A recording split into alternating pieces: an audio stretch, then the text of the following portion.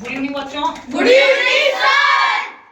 जैसा कि आप सभी को पता है, आज हमारा ट्यूशन का आखिरी दिन है आप लोगों का, ठीक है।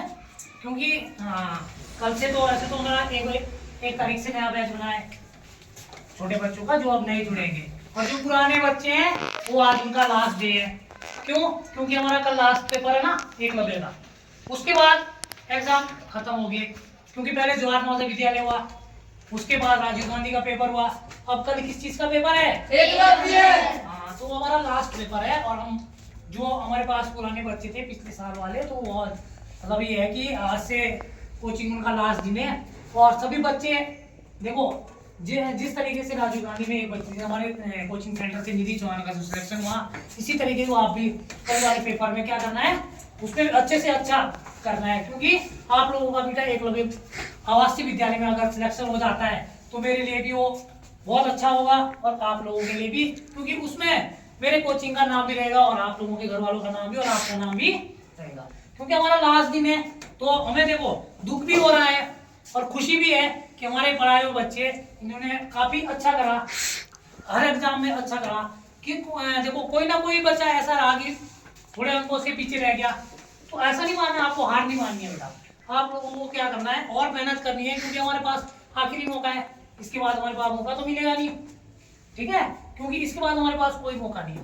तो आप लोगों को ज्यादा से ज्यादा कोशिश ये करनी है कि अच्छे से समझना है पेपर को, ठीक है। जहाँ पे नहीं आएगा तो हमारे देखो जितने भी टीचर होंगे वहां पे उसमें एग्जाम सेंटर पे, ठीक है, तो आपको कहीं पे समझ में नहीं आ रहा है तो आप टीचर से पूछ लें। ऐसा नहीं करना है कि आप पूछे ही ना, ठीक है। आप लोगों को पूछना है, जितना आप पूछोगे थोड़ा बहुत हिंट्स तो देंगे, आपको हिंट मिल जाएगी, तो उसके बाद आप अच्छे से अच्छा करोगे। अगर बेटा ऐसा करोगे, देखो तुक्का मार के आओगे, तो तुक्के बेटा कभी सही नहीं होते, ये ध्यान रखना। कोशिश ये करना कि जितना आप समझ के करके आए, देखो जिस तरीके से आप रीजनिंग और हिंदी अच्छे करके आते हो, उसी तरीके आपको क्या करनी है, मैथ्स भी करके आनी है। अगर आप मैथ्स कर पाओगे अच्छे से तो आपका सिलेक्शन पक्का है, तब कोई नहीं रोक सकता आपका सिलेक्शन। अगर बेटा मैथ नहीं पढ़ता है सही से, तो हो सकता है आपका सिलेक्शन भी रुक जाए, क्योंकि आपकी भी मौका है, इसके बाद हमें मौका नहीं मिलेगा। तो आप लोगों को ज्यादा से ज्यादा कोशिश ये करनी है कि अच्छे से समझना है। आपके पास 2 घंटे हैं, बहुत होगा, 100 क्वेश्चन होंगे, कोई दिक्कत नहीं है। आप पूरा क्वेश्चन पेपर को पढ़ना अच्छे से। अगर क्वेश्चन पेपर को पढ़ोगे तो आप क्या करोगे, अच्छे से समझोगे। अच्छे से समझोगे तो पेपर में तुम्हें कोई दिक्कत नहीं होगी, ठीक है। तो हमारे देखो आज नेगी कोचिंग सेंटर सैया में फेयरवेल है आपकी। देखो जो पुराने बच्चे उनकी फेयरवेल है, ठीक है। तो हम आज से देखो हमारे पास नए बच्चे भी आ चुके हैं। अब अगले सेशन के लिए 26 वाले सेक्शन के लिए हमारे पास बच्चे जुड़ चुके हैं।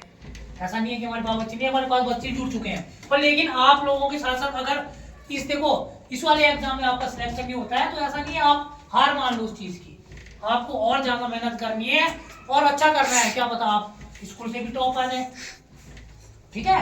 देखो पढ़ने वाला बच्चा हो बेटा, चाहे यहाँ हो चाहे वहां हो, पढ़ने वाला बच्चा तो कहीं नहीं रुकेगा, चाहे वो यहाँ पढ़ रहा हो। बाय द वे कभी कभी ऐसा हो जाता है बच्चा भी बाहर हो जाता है, तो ये मत सोचना आप लोगों की हम तो बाहर हो गया, हमसे एक एग्जाम ही नहीं निकला। अगर आप और अच्छा करोगे उसके बाद तो क्या पता और एग्जाम निकल जाए। कोई ना कोई तो एग्जाम होगा ही, कहीं ना कहीं तो कंपटीशन मिलेगा ही। एक नहीं ऐसा हो नहीं सकता, देखो ये 6 में जाएंगे तो आप 5th में जाओगे, ये भी तो आप भी तो 6 में ही आओगे। तो आप लोगों को हार नहीं माननी। इसमें अगर सिलेक्शन भी नहीं होता है बेटा, आपको बस मेहनत करनी है, मेहनत का फल जरूर मिलेगा। आप लोगों को देखो जितनी मेहनत की है आप लोगों पूरे साल भर, इतनी मेहनत हमारे नए बच्चे भी करेंगे। नए बच्चा अगर मेहनत अच्छे से करेंगे तो ये भी सिलेक्शन पाएंगे, ठीक है। तो आपको रुकना नहीं है, अच्छे से अच्छी कोशिश करनी है और कल का पेपर एकदम बिल्कुल अच्छी तरीके से करके आना है, ठीक है।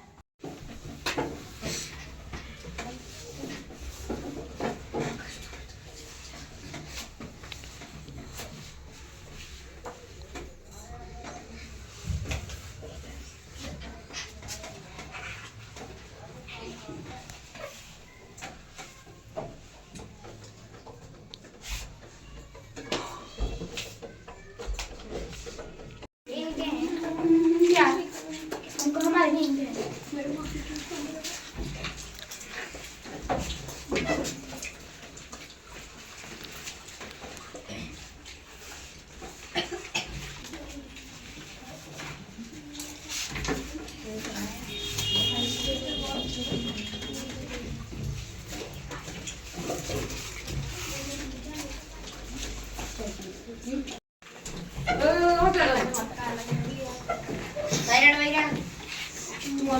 Thank